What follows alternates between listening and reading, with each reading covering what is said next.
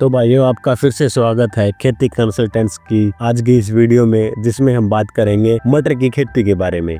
वैसे तो मटर एक ऐसी सब्जी है जिसमें किसान को जल्दी नकद पैसा मिल सकता है, लेकिन ये हर किसी के बस की बात नहीं है। ज्यादातर सब्जी फसलें लंबा वक्त लेती हैं या फिर उनकी कीमत मंडी में उतनी स्थिर नहीं रहती। मगर मटर खास है क्योंकि सही समय पर बोई गई अगेती मटर न सिर्फ जल्दी तैयार होती है, बल्कि मंडी में उसके मांग भी सबसे ज्यादा रहती है। यही वजह है कि जो किसान इसके तकनीकी पहलुओं को समझ लेते हैं, वो छोटी सी जमीन में भी लाखों की कमाई कर लेते हैं। लेकिन दिक्कत ये है कि हमारे देश में बहुत सारे किसान सिर्फ दूसरों को देखकर बुआई कर लेते हैं, लेकिन तैयारी और प्रबंधन में गलती कर बैठते हैं।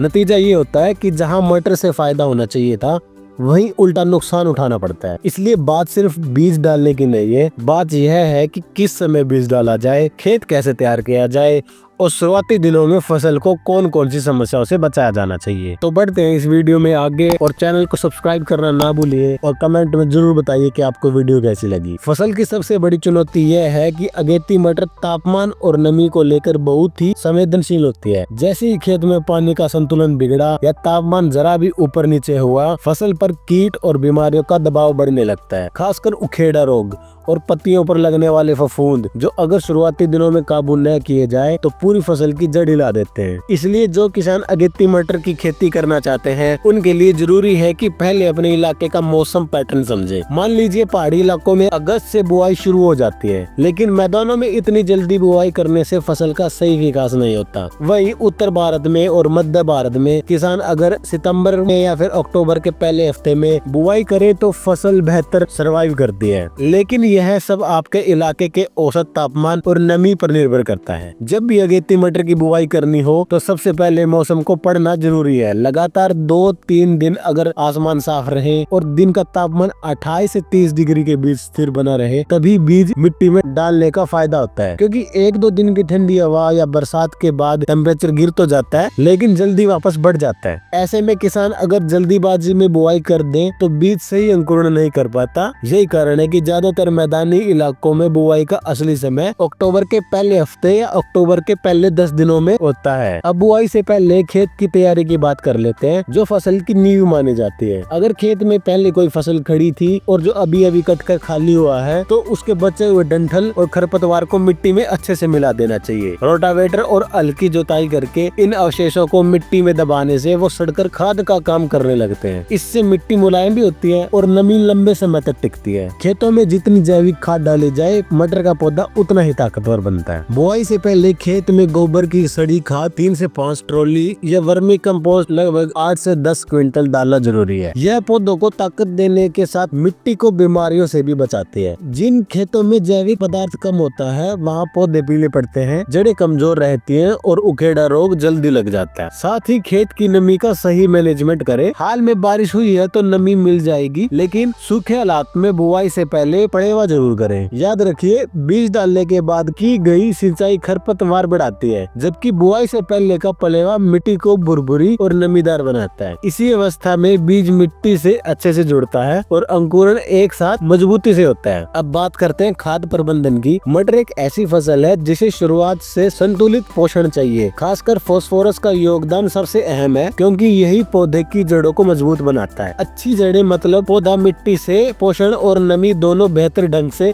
खींच पाएगा। 1 एकड़ खेत में 50 किलो डीएपी पर्याप्त होती है। अगर डीएपी की कमी हो तो विकल्प के तौर पर 50 किलो ट्रिपल सुपर फॉस्फेट या फिर 100 किलो सिंगल सुपर फॉस्फेट दिया जा सकता है। फास्फोरस के साथ साथ पोटाश भी जरूरी है। पोटाश से पौधे में रोग प्रतिरोधक क्षमता बढ़ती है और फली बनने का प्रोसेस तेज होता है। 1 एकड़ में 30 से 35 किलो म्यूरेट ऑफ पोटाश डालना अच्छा रहता है। इसके अलावा शुरुआती डोज में 20 किलो यूरिया भी दे सकते हैं, क्योंकि मटर आगे चलकर खुद नाइट्रोजन स्थिर कर लेती है। साथ ही अगर 3 किलो सल्फर 80% वाली मिला दी जाए तो वह पौधों को सल्फर पोषण देने के साथ साथ फफूंद से भी बचाव करती है। ये खासकर अंकुरण के वक्त डैम्पिंग ऑफ जैसी समस्या को रोकती है। तो किसान भाइयों, आपने कई बार देखा होगा कि जिन खेतों में क्रॉप रोटेशन नहीं अपनाया जाता, वहाँ अक्सर नेमेटोड, दीमक या व्हाइट ग्रब जैसी समस्याएं देखने को मिलती है। ऐसी स्थिति में बीज डालने से पहले ही खेत में कीटनाशक मिलाना समझदारी है। प्रति एकड़ 3 किलो रिजेंट अल्ट्रा या 5 किलो करटॉप हाइड्रोक्लोराइड खाद के साथ मिलाकर खेत में बुरका देना चाहिए। इसके बाद खेत को फिर से हल्की जुताई देकर समतल कर लेना चाहिए। यही वो स्टेज है जब खेत 100% तैयार हो जाता है बुआई के लिए। अब आता है सबसे अहम कदम, बीज का चुनाव। मटर का उत्पादन और गुणवत्ता दोनों इस बात पर बहुत निर्भर करते हैं कि बीज कितना शुद्ध और किस्म कितनी भरोसेमंद है। देश भर में सबसे ज्यादा लोकप्रिय वैरायटी एडवांटा GS10 है, जो तेजी से फलियां भरती है और एक फली में दाने भी अधिक देती है। हालांकि ये महंगा बीज है, इसलिए किसान चाहे तो विकल्प के तौर पर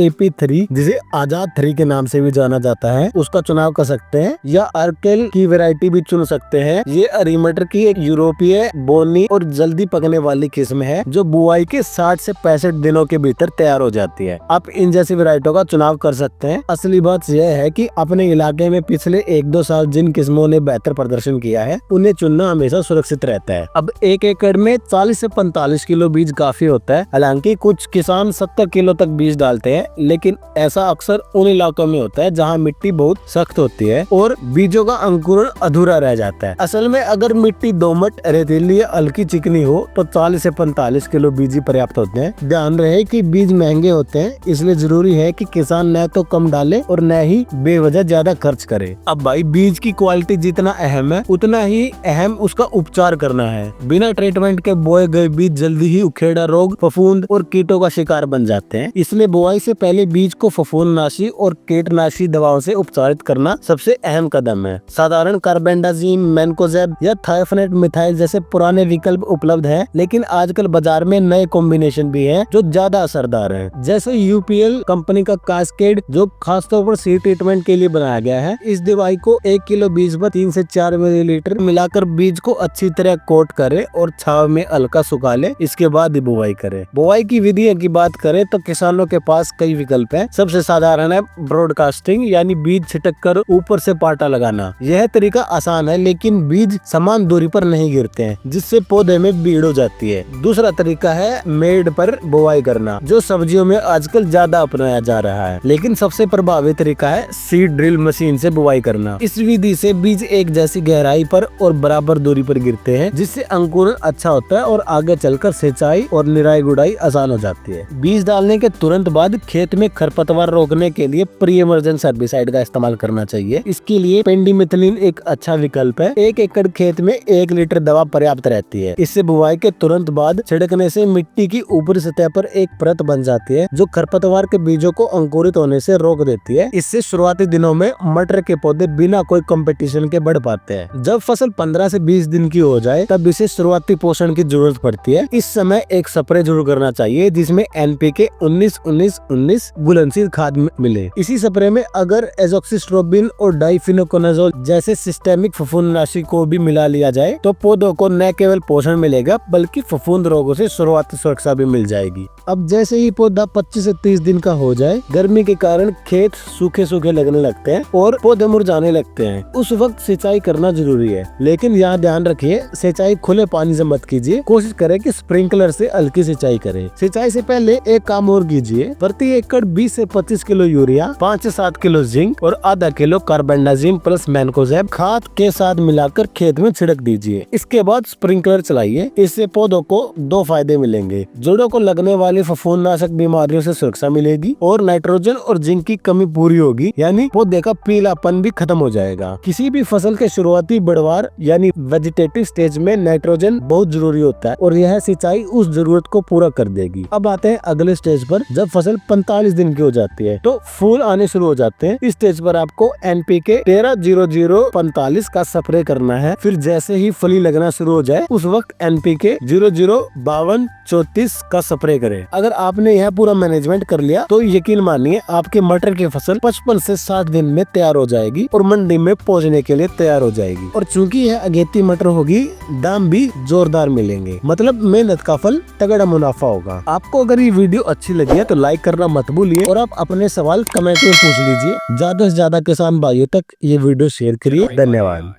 Generate by AI.